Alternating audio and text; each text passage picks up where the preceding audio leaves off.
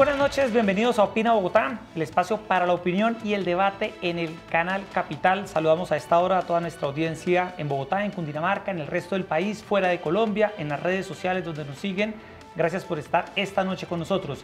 Hoy tenemos un programa muy especial. Vamos a revelar cómo avanza el empalme entre el gobierno saliente del presidente Juan Manuel Santos y el gobierno entrante de Iván Duque.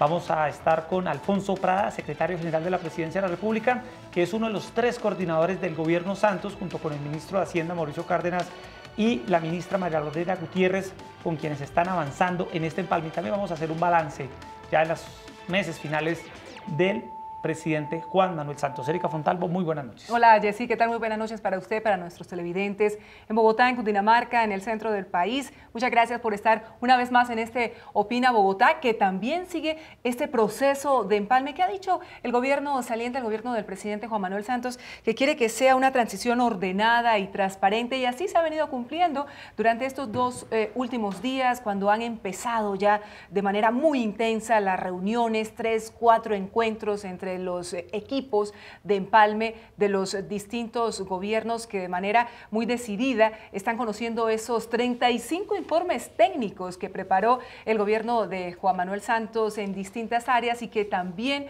van a abordar una serie de asuntos estratégicos de la mayor importancia para el país. La idea es que esto resulte de la mejor manera. Al fin y al cabo, Juan Manuel Santos nos deja 8 años de obras, de logros, de ejecuciones, y ahora comienza un gobierno de Iván Duque que muchos esperan que también apuntale unos hechos muy importantes que quedan tras estos 8 años de Santos. Doctor Alfonso Prada, bienvenido a Canal Capital. En vivo y en directo estamos a esta hora. Sí, muchas gracias por la invitación, Jessy y Erika, un placer estar aquí. Bueno, ¿cómo fue el encuentro entre el presidente Santos y el presidente electo Iván Duque? ¿Cómo fue ese encuentro? ¿Usted estuvo allí presente? ¿Qué se dijeron? ¿Qué salió de esa reunión? Bueno, lo primero fue muy puntual. 9 en punto la cita, 9 en punto los dos estaban en la puerta del palacio saludándose, y como lo vio todo el país en esas imágenes de ese día, eso fue el jueves de la semana anterior, fue un encuentro supremamente amable, supremamente cordial, cortés. Yo destacaría de entrada que pues venimos de una campaña política, presidente Santos le ha gustado mucho contar ese hecho político para el mundo entero, y es que los 2 candidatos que llegan a la segunda vuelta son los 2 líderes de la oposición al gobierno. Eso es una expresión democrática. Lo que pasa en Venezuela o en muchas otras partes es que la oposición no tiene muchas posibilidades de competir. Aquí hubo cosas realmente maravillosas en esa elección. Digo maravillosas, pues uno quisiera que un candidato más cercano al gobierno seguro ganara, estaría más garantizada la continuidad. Pero el hecho de que 2 líderes de la oposición compitan en la segunda vuelta, que gane uno de los más caracterizados opositores y lo recibamos en Palacio con amabilidad y comencemos a dialogar eso fue una reunión de 3 horas dividida en 2 bloques. La primera hora y media, el presidente Santos se reunió con el presidente electo Iván Duque en la casa privada, dialogaron, hicieron como una vista transversal de los grandes temas del país. Y en la siguiente hora y media nos reunimos los 2 equipos de empalme con el presidente Santos y el presidente electo Duque, en donde fijamos un poco los parámetros generales de lo que iba a ser el empalme. Les decía, para terminar, cambiar o ver cómo cambia ese ambiente pugnaz de campaña por 2 equipos de Estado, uno que está saliendo y entregando un país después de 8 años de gobierno, y otro que ya no está en campaña diciendo cualquier cosa, sino que ya se aproximan los días para que asuman las grandes decisiones de Estado, pues atempera a los equipos, nos vuelve un grupo de colombianos con ganas, el uno de entregar la mejor información posible y el otro tener la mejor información posible para la toma de decisiones de lo que se viene. Pues es un espectáculo realmente democrático, realmente maravilloso. Es que claramente ya han dejado de ser oposición, ¿no?, desde el Centro Democrático, y tienen que asumir lo que son ya prácticamente, que es el gobierno entrante. Pero, doctor Prada, ¿usted qué sensación le quedó? Usted, que es un hombre con un gran olfato político, está claro que el presidente electo ha expresado y lo ha hecho de manera pública una serie de reparos y observaciones frente a distintos temas en relación con el gobierno de Juan Manuel Santos, pero ¿cree usted que van a trabajar sobre lo construido o que van a empezar a tratar de cambiar muchas de las cosas que ya están encarriladas en este gobierno? Pues dos cosas, digamos. La primera, casi que entre comillas, una frase del presidente electo Iván Duque, nos la dijo a todos nosotros en público, y es, hombre, yo voy a mantener lo que considere que está bien para el país. Si hay cosas que están bien pero requieren ajustes, yo voy a hacer todo lo posible por hacer esos ajustes, y si hay cosas que no comparta y creo que se pueden hacer de una manera diferente, yo voy a hacer las cosas que me comprometí a hacer que ustedes no han hecho. Eso podría descifrarse o traducirse en que sí hay una opción muy grande de que se va a construir sobre lo construido, y el reto que tenemos en este empalme es poderle mostrar ya, sin la pugnacidad de una campaña política, sino, como lo decía, en el ambiente sosegado de una reunión o de muchas reuniones técnicas, poderle mostrar los avances en que estamos entregando el país. Un país que hace 8 años, lo decía hoy el presidente, lo recibimos del expresidente Uribe en unas condiciones. Él seguramente lo entregó mejor que lo recibió en el 2002. Y nosotros reconocemos que hay muchas cosas que mejoraron en el gobierno del expresidente Uribe. Y nosotros creemos que entregamos un país mucho mejor que el que recibimos en el 2010. De tal manera que con estas dos variables me parece que si logramos entregar, como vamos a hacerlo en este programa, mostrar el país que estamos entregando, seguramente va a haber muchos, pero muchos sectores en los que se va a construir sobre lo construido. Doctor, pero antes de entrar en detalle sobre el balance de gobierno que es muy importante en estos últimos meses, el empalme en el día a día, ¿cómo se está llevando a cabo? ¿Cómo se está realizando? ¿Cómo se están articulando ambos equipos?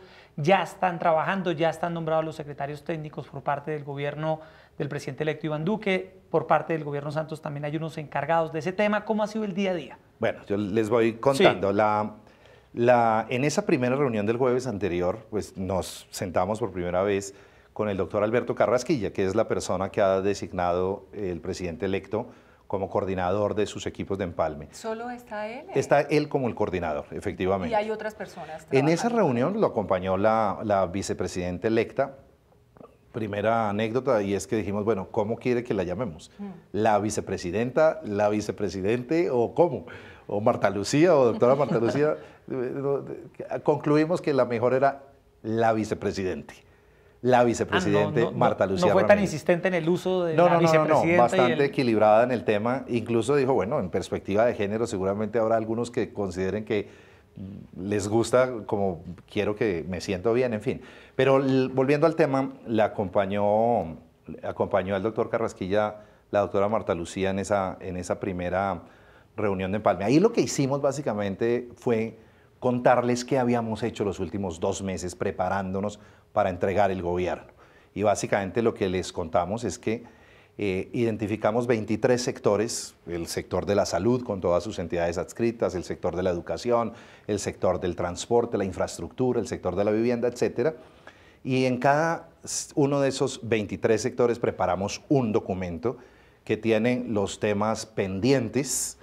En algunos de ellos habrá algunas sugerencias para seguimiento y sobre todo poner sobre la mesa temas de decisión que se vayan a venir pronto y que tengan que tomar rápidamente en el gobierno entrante el 7 de agosto. Y adicionalmente los temas de carácter administrativo en materia de ejecución presupuestal, la logística que se maneja en cada uno de estos sectores, y digamos los programas fundamentales que están en marcha.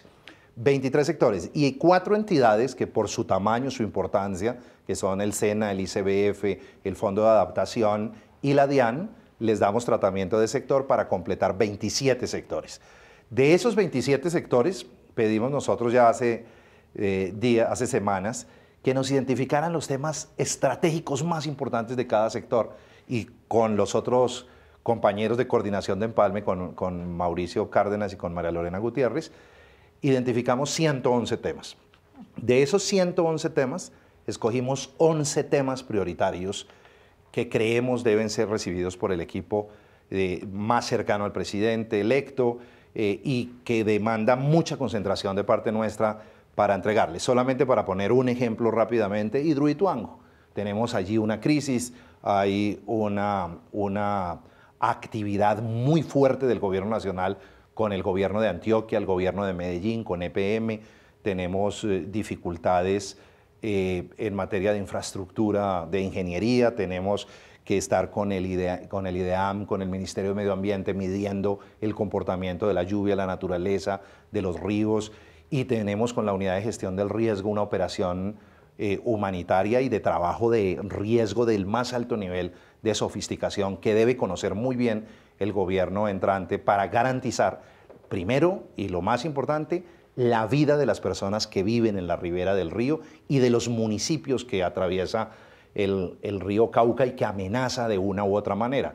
De proteger la vida ha sido la obsesión, naturalmente, y la responsabilidad del gobierno, y ahí no se puede bajar la guardia en el nivel de alarmas, en la operación de la unidad de gestión del riesgo, en la coordinación con los alcaldes de los municipios, y por otro lado, revisar el impacto que tiene lo que va a significar el retraso de entrada de la producción de energía para el abastecimiento del país. Entonces ustedes ven que hay temas, los más importantes de la vida, pero también hay temas de energía y económicos muy importantes alrededor de este tema de Hidroituango. Como ese, escogimos 11 temas, se los presentamos ahí rápidamente en la vocería de Mauricio Cárdenas en esa reunión y del presidente Santos, al presidente electo Duque con sus 2 coequiperos.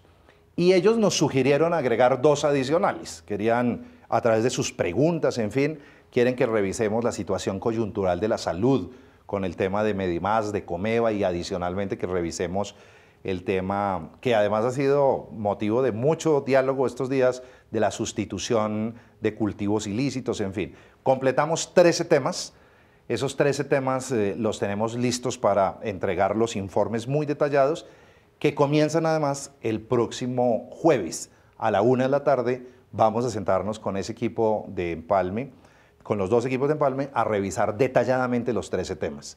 Simultáneamente, los 27 sectores tienen su propia agenda, sus propios temas prioritarios. El gobierno entrante del presidente electo Duque ha designado sus equipos de Empalme para todos estos procesos. Nosotros, obviamente, en cabeza de cada ministro, jefe de departamento administrativo o director, tenemos nuestros equipos y nuestros informes listos.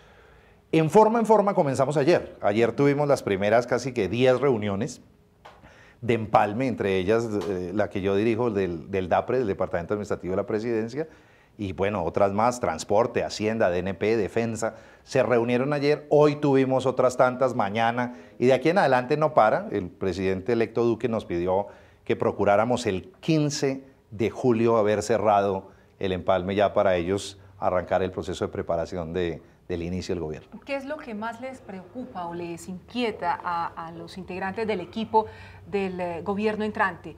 ¿Algún tema relacionado, además de estos temas estratégicos, en educación, en paz, en defensa, dentro de las reuniones que hasta ahora ya se han llevado a cabo, que ellos han querido profundizar en este tema, conociendo todos los informes que ustedes les están presentando? Pues, Erika, hasta ahora estamos comenzando, de tal manera que en las primeras reuniones lo que básicamente presentamos es un poco el balance del sector, lo que hemos hecho, el estado del arte, digamos, de cada sector, cómo lo estamos entregando.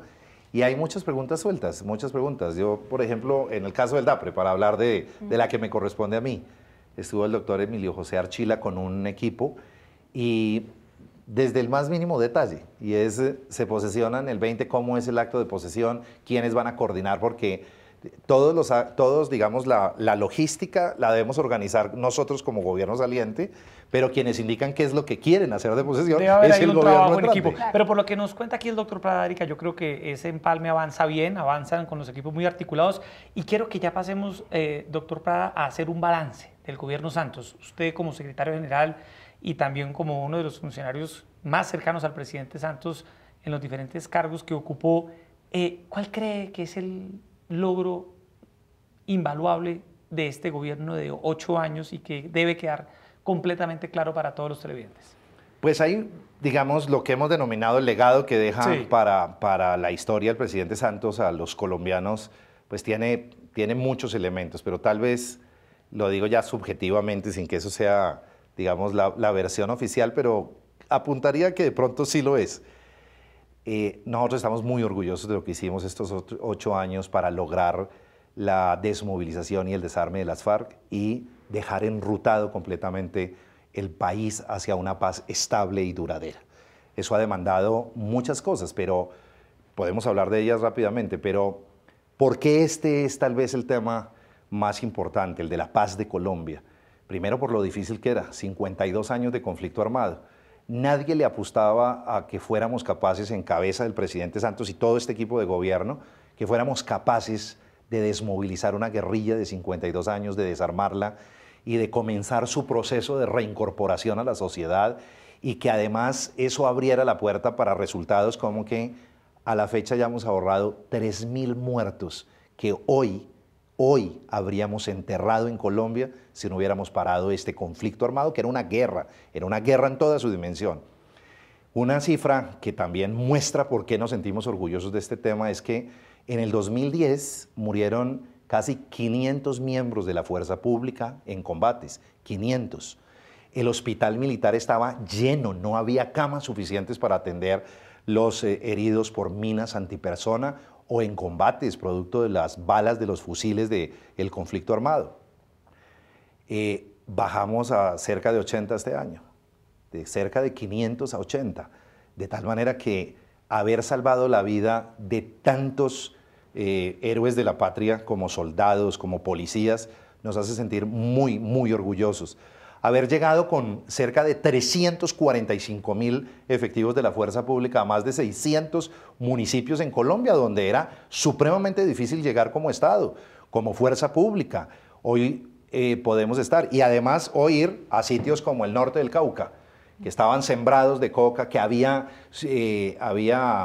un conflicto permanente y diario con muertos todo el tiempo, y tener la posibilidad de que podamos caminar, recorrer el norte del Cauca. El presidente acaba de inaugurar hace tan solo 3 o 4 días precisamente unas instalaciones del SENA allí, que va a recibir los campesinos que vivían del cultivo de la coca, pero también los desmovilizados que comienzan a buscar una alternativa en un centro como Santander de Quilichao, que se volvió el desarrollo industrial del Cauca y el desarrollo industrial del sur, del Valle del Cauca, el sur de Cali.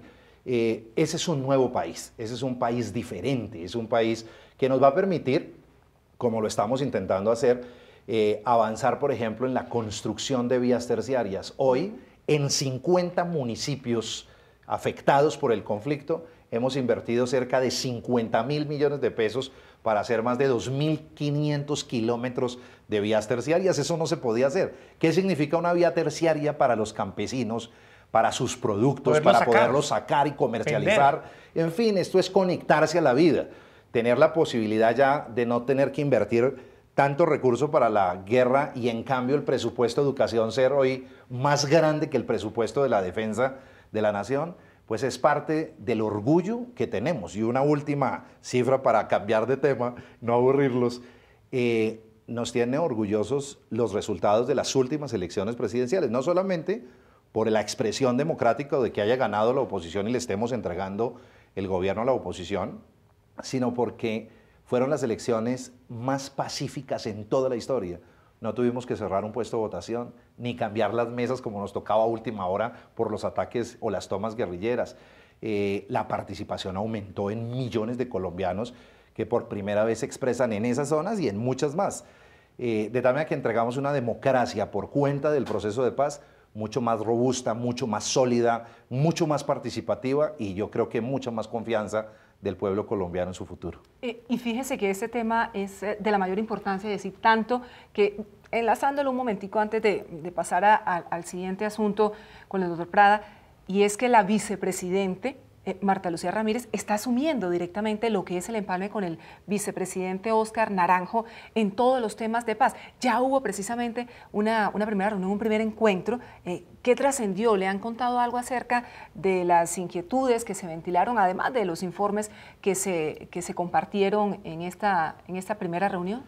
No solo me contaron, estuve en la reunión todo el tiempo. Además, estuve es la mejor fuente de información. Claro, la mejor fuente de información. Sí, estuvimos varias horas con el equipo de la doctora Marta Lucía, y Y lo que hizo hoy el general Naranjo como cabeza de toda la coordinación del empalme en materia de paz, pero además como vicepresidente él dirige todo el equipo transversalmente que está encargado de la implementación de los acuerdos de paz.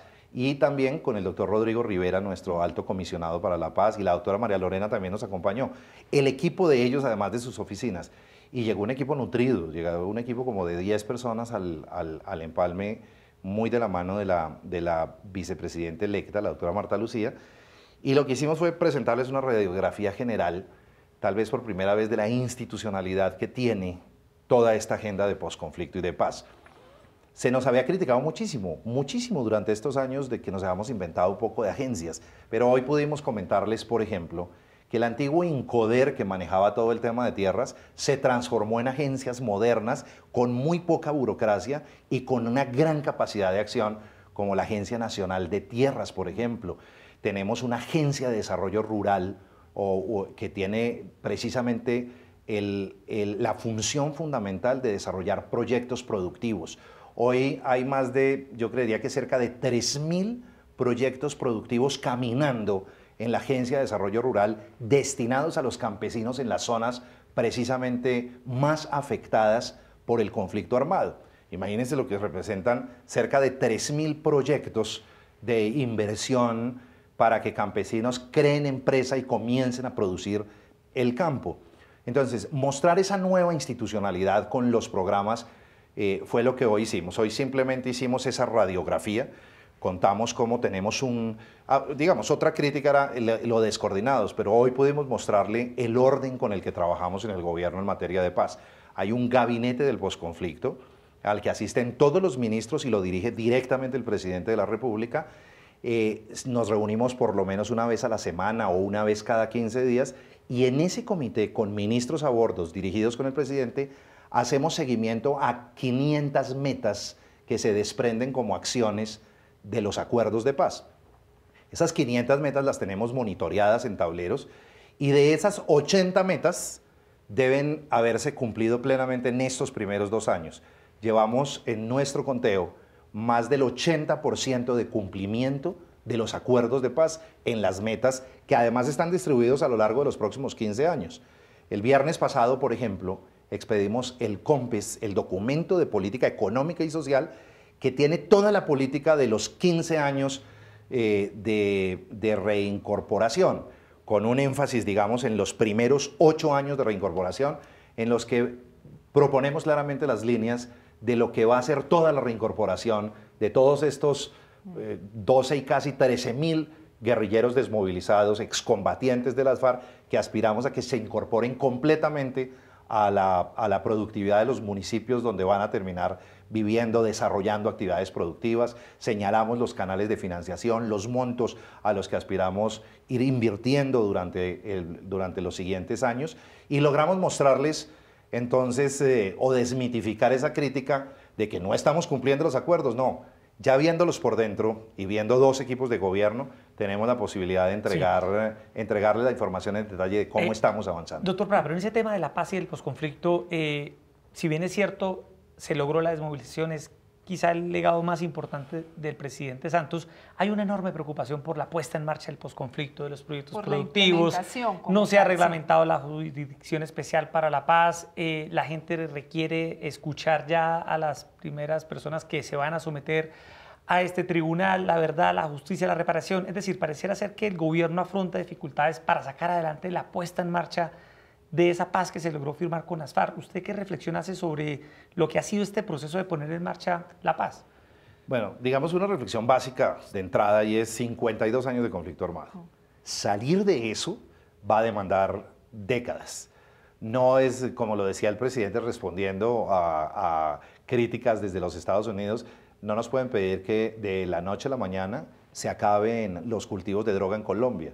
No va a pasar de la noche a la mañana que todo el mundo esté en vías de desarrollo pleno y productividad en los municipios del posconflicto. Pero lo que sí podemos asegurar es que hemos trabajado estos 2 primeros años en el cumplimiento de la implementación plenamente. Por ejemplo, se cumplió el 100% del desarme y la gente no valora la importancia que tiene haber desarmado. Le quiero contar, Yesid, que en otros procesos de paz se entregaba un arma por cada 6 combatientes. Aquí entregamos 1 a 1. Es el promedio más alto de entrega de armas en el planeta. Y eso muestra cumplimiento de lado y lado.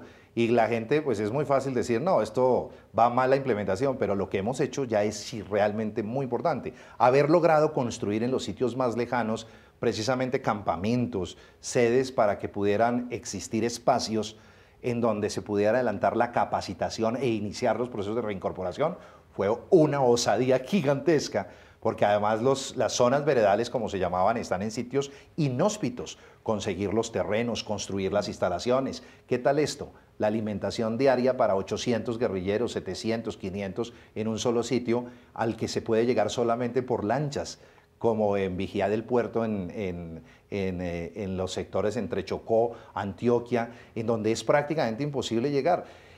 Lograr tener la salud, comenzar el proceso de identificación, de cedulación, todos esos detalles que la gente parece que no, o no los conoce, o parece que no existieran, pues le cuento que los hemos logrado llevar a un nivel de estándar internacional realmente admirable. Ahora viene una etapa, como les decía, después de la expedición del COMPES y todo lo que hemos preparado institucional y económicamente, que va a llevar varios años. En el empalme, cómo es importante mostrar claramente la línea de trabajo de todos estos proyectos, por dónde caminar para lograr finalmente Pero no ha sido fácil, llevarlos. no ha sido fácil. Ahora paso, el gobierno digamos, quería de pronto quizá que, Erika, que esto fuera mucho más ágil, que fuera de pronto quizá mucho más rápido. Sobre los todo 52 el tema años legislativo, doctor Sí. Prada, que eso sí, todas las organizaciones, de hecho la misma Naciones Unidas, la misión de verificación de Naciones Unidas que ha acompañado todo este proceso, ha dicho, por favor, no le pongan más trabas a el tema de la implementación operativa, por llamarlo de alguna manera, de la Jurisdicción Especial para la Paz, porque eso se demanda para cumplirle a las víctimas y garantizarle los principios que siempre ha asistido al proceso, que es la verdad, la justicia, la reparación y las garantías de no repetición. Es otro tema que también les compete, porque ustedes están haciendo empalme, pero también están ahí presionando al Congreso de la República para que, y puntualmente al Senado, para que le cumpla a las víctimas en Colombia. Así es, así es. Un ejemplo, expedimos ya 6 reformas constitucionales producto de los acuerdos de paz, 6 actos legislativos. Uno de ellos, el acto legislativo precisamente que incorpora toda la Jurisdicción Especial de Paz. Esos 6 actos legislativos se desarrollan también a través de facultades extraordinarias del presidente que expide decretos legislativos y de leyes que el Congreso ha ido expidiendo en los más diversos temas. Y una de esas leyes es la ley estatutaria de la Jurisdicción Especial para la Paz. Esa ley está en este momento en control de constitucionalidad en la Corte. Ya tenemos un acto legislativo, tenemos una ley estatutaria de la JEP y ahora nos falta la ley más, digamos, del nivel más abajo en la escala jurídica, que es la procedimental, la de los términos, las pruebas, la forma como interviene cada persona, dónde funcionan, cómo funcionan. Esta que pareciera la ley más sencilla, porque mire que sacamos la norma constitucional, la ley estatutaria, nos enredamos en la más sencilla, pero de los 4 debates que debe tener la ley de procedimiento de la JEP, ya lo aprobó la Cámara en primer debate, en segundo debate y en primer debate el Senado de la República. Ya sacamos 3 debates. Hoy, esta mañana, se votó, o ahora en la tarde, se votó la ponencia favorablemente y entramos al debate del articulado. La bancada del presidente electo Duque nos pidió suspendimos para mañana, para seguir dialogando en torno a las propuestas que ha hecho la bancada del Centro Democrático y algunos de sus aliados. Ya les aprobamos o ya les aceptamos o ya acordamos 24 modificaciones de común acuerdo.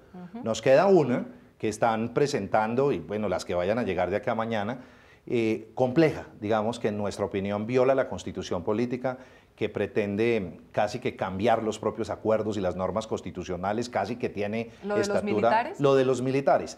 Esperamos que de aquí a mañana, con el pronunciamiento que hizo hoy el comandante de las Fuerzas Armadas, el general Mejía, el ministro de Defensa, que dijo en la reunión de ponentes y voceros de las bancadas, los militares necesitan también estabilidad jurídica y garantías que la Jurisdicción Especial para la Paz le da a aquellos militares que vayan a ser juzgados por comportamientos hechos durante el conflicto que sean considerados delitos. Pues hay muchos militares en esa situación y deben tener garantías. La JEP da las garantías. La JEP no es una jurisdicción para guerrilleros o excombatientes, perdón.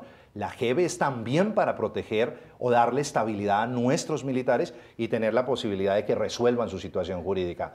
Por eso es supremamente importante que ojalá mañana, que está citado en la mañana, si mal no estoy, tipo 10 de la mañana, podamos llegar con acuerdos y podamos impulsar y mañana. Ese es el tipo de dificultades que tenemos que enfrentar en la democracia. No es fácil sacar una ley, no es fácil avanzar, pero el gobierno hasta el 7 de agosto a las 3 de la tarde que estemos entregando, vamos a trabajar hasta el último minuto para cumplir esos acuerdos y salir adelante. Doctor Prada, con la mano en el corazón, sí. ¿Qué hizo falta en estos 8 años del gobierno Santos? ¿Qué pudo haber sido mejor? ¿Qué no se hizo y que se quería hacer? En esta hora de los balances, usted como hombre que coordina la institucionalidad, los ministerios, el Estado, ¿qué podría decir? Bueno, no, muchísimas cosas hicieron falta. Si me pregunta, digamos, del tema de paz. No, en general. Pues lograr terminar la legislación adecuada, poder avanzar en los proyectos productivos con mucha más celeridad. Hay muchas cosas que nosotros quisiéramos. Y en general, pues muchas cosas. Nosotros, por ejemplo, en materia de educación, hemos construido, yo creería que más de 25.000, cerca de 25.000 aulas nuevas para los estudiantes y hubiéramos seguramente querido construir el doble. Nunca es suficiente en un país como el nuestro lo que hagamos. Lograr llevar de 37% que recibimos el acceso a la educación superior, a la educación superior, llevarlo al 56% es un hit histórico, pero no nos declaramos satisfechos. Creemos que habíamos podido seguramente hacerlo mucho más. De todas maneras, subir 20 puntos porcentuales el ingreso de jóvenes colombianos a la educación superior y llegar casi al 60%, pues obviamente nos pone felices. Pero en cada cosa usted va a encontrar el reto de haberlo hecho mejor. El ministro de Salud hizo algo que es una intervención por primera vez a los medicamentos, a 1.000 medicamentos en precios. ¿Usted sabe cuánto reportó ese ahorro? Cerca del 35% en el valor del bolsillo de los colombianos. Y eso sumado significa que le ahorramos 50.000 millones de pesos a los colombianos en compra de medicamentos. Y esta semana acabamos de anunciar 1.600 medicamentos más. Yo hubiera preferido que eso lo hubiéramos hecho hace 5 años. Entonces, cosas como esas... Los tiempos del Estado a veces son no orgullo, claro. Son orgullo. Y creo que lo presentamos como un balance y lo estamos entregando en el empalme de salud. Pero siempre, pues, vamos a quedar con la frustración de que seguramente lo hubiéramos hecho más rápido. Hoy, Consejo de Estupefacientes. Fue una de las grandes noticias. Hubo rueda de prensa del presidente. Se aprobó por fin en el Consejo de Estupefacientes la aspersión con drones que van a volar Hoy estuve en el Consejo y aprendí bastante. De drones. De drones. Una tecnología que permite volar a 50 centímetros de tal manera que no sea aspersión aérea, sino se considera aspersión terrestre, está realmente pegada al suelo. Y el presidente nos decía hoy, hemos debido hacerlo hace 2 años. Obviamente el ministro de Defensa y los técnicos de la policía y los generales decían, pero si es que llevamos 2 años inventando la tecnología, esta no existe en ninguna parte del mundo, es inédita. Que estemos haciendo aspersión o que vayamos a hacerla con drones, pero el presidente sí se le notaba que hubiera querido que esto hubiera sido hace mucho tiempo, hace 2 años.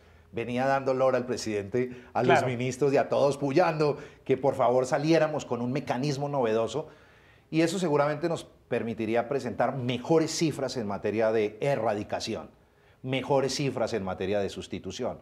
Hoy estamos ante el mundo entero explicando la complejidad que significa involucrar a 124.000 familias que quieren y tienen deseos de hacer sustitución voluntaria. Tan solo llevamos 47.000. Cuando digo tan solo, es histórico tener 47.000 familias arrancando la mata y cultivando algo nuevo, cacao, café. Pero pues el presidente hubiera querido que seguramente el ritmo hubiera sido más rápido. Yo creo que vamos bien por las dificultades, pero ante la opinión pública hay que explicar la dificultad que tenemos y seguramente ese tipo de temas hubiera sido muy deseable que hubiéramos caminado a mejores ritmos. Y también hay temas relacionados con la pobreza, a pesar de que más de 5 millones de personas salieron de pobreza y 2 millones de una pobreza extrema, y también en infraestructura frente a la entrega de obras y demás. Pero hay un tema que nos interesa mucho aquí, sí, y es lo relacionado con Bogotá. Además que Alfonso Prada hizo sí, es un hombre de Bogotá, es un hombre claro, concejal, ha estado siempre presente en el muy debate vinculado político. A la capital del país. Sí. Bogotá también forma parte de este empalme que se está haciendo con el nuevo gobierno. Aquí lo tuvimos, ¿no? En el debate sí, al doctor Iván Duque, entonces candidato por supuesto, diciendo que él estaba muy comprometido con Bogotá en sacar adelante el metro, las troncales alimentadoras de Transmilenio y muchos otros proyectos de infraestructura que necesita la ciudad. Sí, Bogotá siempre, primero, pues el presidente es bogotano también, el presidente Santos, y en esa medida pues siempre hemos estado supremamente atentos a lo que requiere la ciudad. Vamos a ver el nuevo ingreso de Bogotá con las autopistas que va a transformar completamente ese caos y ese karma que tenemos los bogotanos de salir y entrar todo el tiempo, que ya se ha vuelto realmente un trancón, pero vamos a intentar dejarlo completamente resuelto. Y me refiero al tema que usted mencionaba, pues iris y veniris. Finalmente mucha contradicción entre los líderes de Bogotá sobre cuál era el metro. Nosotros le apostamos claramente a creerle al metro diseñado y que ya está en sus últimas decisiones en el gobierno nacional y en el gobierno distrital, que ha empujado y ha impulsado con tanta vehemencia el alcalde Enrique Peñalosa. Aspiramos a que podamos entregarle ya la solución definitiva a lo que es el transporte masivo central alrededor de algo que ha sido un anhelo histórico como es el metro de Bogotá. Y estamos en el final del tire y afloje de lo que significan las troncales, efectivamente, porque ustedes saben que los componentes de movilidad pues sí parten de una línea dura del metro, pero tienen toda la alimentación de las troncales de Transmilenio, que a su vez tienen alimentación de todo el sistema de alimentadores, y a ellos a su vez aspiramos a que se sumen las bicicletas y la caminada por el espacio público. Aquí hay todo un diseño muy interesante. Bogotá va a estar por cuenta de todas estas decisiones que le dejamos a la ciudad en obra durante la próxima década completa. Vamos a ver mucho la transformación de Bogotá, de tal manera que sí, aspiramos a que Bogotá también sienta que queda mejor que lo que la recibimos. En esa relación entre el gobierno Santos y la alcaldía Peñalosa, ¿cómo se ha hecho ese trabajo? ¿Ha habido sintonía total? ¿Respaldan los proyectos como por ejemplo la troncal de Transmilenio por la carrera séptima? Sí, trabajamos con el alcalde permanentemente. Obviamente hay diferencias entre funcionarios del uno y el otro gobierno, son normales, pero siempre nos guía la idea de acertar y hacer el trabajo lo mejor posible. En Transmilenio por la séptima. Sí, yo creo que es una decisión que tomó Bogotá, esa no es una decisión que le corresponde tomar al gobierno nacional, en eso somos muy respetuosos. Y el alcalde de Bogotá, Enrique Peñalosa, fue elegido, entre otras cosas, con ese proyecto como una de las banderas que él tenía. De tal manera que la ciudad ha optado por unos modelos de desarrollo que nosotros estamos apoyando, pero respetamos mucho las decisiones de la ciudad. Y también hubo apoyo en el tema de seguridad, los 80.000 subsidios para vivienda que fueron puntualmente para los capitalinos. Y bueno, lo cierto es que el gobierno entrante de Iván Duque tiene también enormes retos frente a estos asuntos. Él se ha comprometido a aumentar el pie de fuerza para Bogotá, aquí también nos lo dijo, y quiere estar rodeando permanentemente la ciudad, además mejorando una serie de estrategias relacionadas con infraestructura, con educación, con salud y demás. Se le cumple entonces a Bogotá por parte del gobierno de Juan Manuel Santos y Alfonso Prada. Entonces, ¿qué va a pasar ahora que termine todo este empalme, que termine el gobierno? Preguntándoselo de manera directa, Erika. La pregunta, ¿se ve usted cercano a la ciudad de Bogotá, sí, nuevamente trabajando por la ciudad? La pregunta es, ¿al doctor Prada le suena, le interesaría ser candidato a la alcaldía de Bogotá? Esa es la pregunta, Erika. No me suena nada. Yo quiero, pero lo digo con franqueza y sinceridad, me interesa terminar el 7 de agosto a acompañar al presidente. Incluso dicen que queda uno inhabilitado el próximo 24 de 25 de julio. Yo no voy a renunciar, voy a acompañar al presidente. Usted se queda hasta el final. Hasta el último día que entreguemos las llaves de Palacio. La generosidad del presidente conmigo ha sido toda. Yo tengo mucha gratitud y tengo además un reconocimiento por haberme permitido compartir esta etapa del país tan maravillosa. Lo hice siendo congresista en los primeros 4 años, apoyando mucho la obra de gobierno y en estos 4 años teniendo la posibilidad de trabajar muy cerca a él. Tengo esa enorme gratitud, quiero acompañarlo hasta el último día, entregarle al nuevo gobierno y a los colombianos este balance que estamos haciendo y hacia el futuro nunca dejaremos de estar muy cerca de Bogotá, de trabajar por ella, pero no como el protagonista ni aspirando, y seguramente si las interpretaciones son de inhabilidad, que queden tranquilos que voy a quedar inhabilitado. Oye, doctor Prada, se nos empieza a acabar el tiempo. Unos 3 desafíos para Iván Duque, con el país que recibe, con esta polarización tan fuerte. El presidente Santos Erika ya lo ha dicho, yo voy a dejar, no voy a ser el Uribe de Iván Duque, ha dicho el presidente Santos, no va a estar en la oposición, va a ejercer su papel de expresidente, exacto, pero ¿cuáles serían los retos? Lo regañaron por eso, ¿no? Por decir que él no iba a ser como Uribe metiéndose mucho, no. La verdad es que él sí va a vivir en Colombia, sí va a estar seguramente opinando, pero desde la tranquilidad de la reflexión de una silla de expresidente de la República. Pero además tiene otra camiseta muy fuerte que lo va a ocupar seguramente, que es la de Nobel de Paz. El mundo entero va a reclamar seguramente su presencia. Y yo tengo la convicción, lo digo con el corazón, pero también un poco con el cerebro, que en los próximos meses, en los próximos años, ya sin que seamos el objeto de tanto ataque por ser el centro del gobierno, se nos va a mirar con más benevolencia y la acción, la actividad que hizo el presidente va a ser reconocida como un aporte histórico. Lo digo sin la vanidad de ser parte de este gobierno, lo digo con la humildad más bien de esperar que el pueblo colombiano reconozca en esta labor que hicimos, una labor histórica que salvó vidas, que permitió dar un gran salto hacia el desarrollo, que permitió que temas como la educación, como la salud, que la prosperidad en general, lo que mencionaba Erika, esas cifras de pobreza nos hacen sentir muy orgullosos. Más de 5 millones de personas salieron de la pobreza multidimensional y de esas 1.800.000 salieron de la pobreza extrema, la de las personas que solamente pueden casi que conseguir lo del sustento de la comida.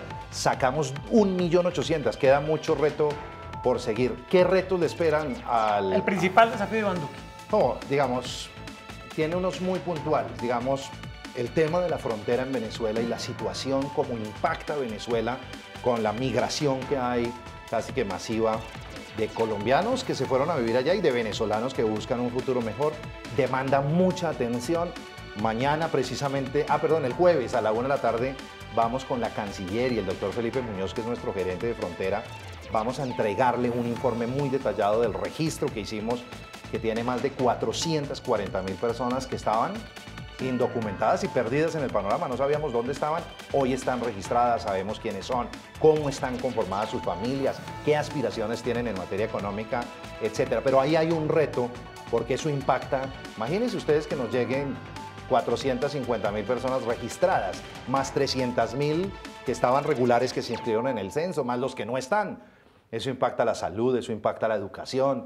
Luego ahí hay un reto que hay que hacerle seguimiento. Mencionaba Hidroituango, pues es un tema que tiene que tener, le mencionaba, no lo mencioné, Electricaribe, es una empresa que es una joya para la costa caribe, que ha estado en grandes dificultades, que el gobierno nacional la lleva cargada para entregarla con mejor administración, con unos resultados en facturación, en recaudo, mucho mejor de lo que la recibimos en plena crisis, con mucha más eficiencia, pero sobre la cual va a tener que tomar decisiones con la región, con los gobernadores y con la región de la costa caribe. Temas pues de la importancia de esas son del día a día de lo que va a tener que enfrentar tan pronto llegue. Bueno, Erika, pues se nos acaba el tiempo, que no es poco, así es, son múltiples los desafíos. Doctor Alfonso Prada, gracias por estar esta noche en Opina Bogotá de Canal Capital y bueno, mucha suerte en todo lo que viene. No, a ustedes muchas gracias, un rato muy agradable para compartir toda esta información con los colombianos. Mucho trabajo hasta el próximo 15 de julio cuando se espera que concluya este empalme y luego unos cuantos días para despedirse del país. Suponemos que la agenda del presidente Juan Manuel Santos va a estar a tope recorriendo las distintas regiones para decirle adiós y gracias a los colombianos. Claro, y hacer el balance final de su gobierno. 9:15 de la noche, se nos acabó el programa por el día de hoy y los esperamos mañana una vez más a las 8:30 de la noche para analizar un tema de actualidad de Bogotá y del país. Muy buenas noches. Gracias.